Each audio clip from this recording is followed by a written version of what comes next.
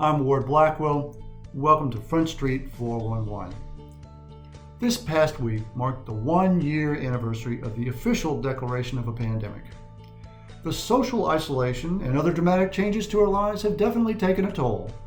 And the lack of social decorum certainly seems evident in government squabbles over vaccination rollouts, stimulus bills, and the future of voting by mail. But there is other work going on at the legislature, believe it or not. And PDA is pretty well fortified to pursue our legislative goals during this 2-year session. Now, back in January, I mentioned that we'd obtained funding from the ADA to bolster our advocacy efforts on our top legislative issues. In particular, we're focusing on legislation to require insurers to honor a patient's request to assign their benefit directly to a non-participating provider.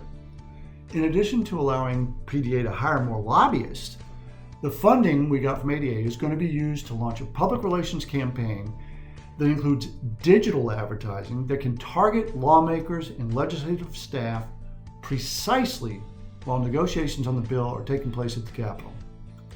Now, in other government news, the CDC this week released new guidance for people who have been fully vaccinated. That means many of you watching this will again be able to get together with a few of your colleagues, just as long as everyone in the room has been fully vaccinated.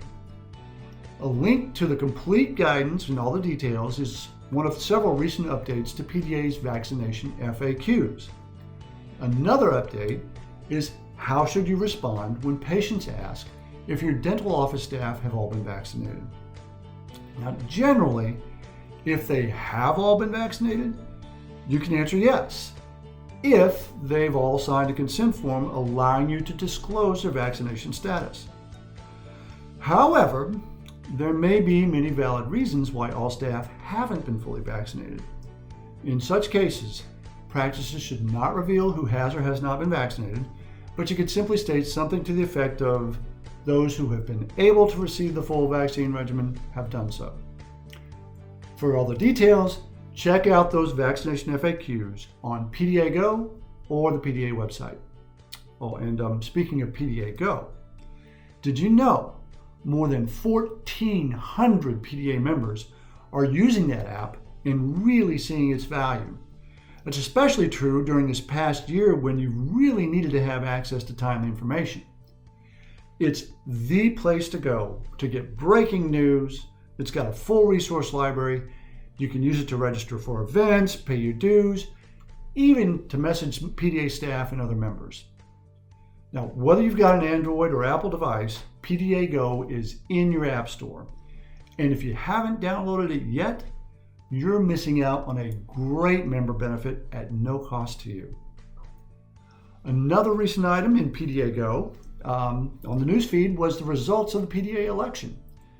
I'd like to thank every one of you who participated in the election and congratulate our new leaders. This was a historic election for PDA in that for the first time, it took not one, not two, but 3 rounds of voting to elect our new trustee to the ADA board. And we also had the highest level of member participation yet in an electronic PDA election. To me, that's certainly worth celebrating. And with St. Patrick's Day right around the corner, we're likely to have a little company when it comes to celebrating. But just keep a couple things in mind as you're chasing leprechauns.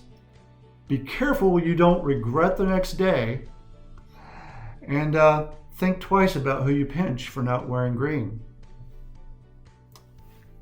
Aaron Gilbra.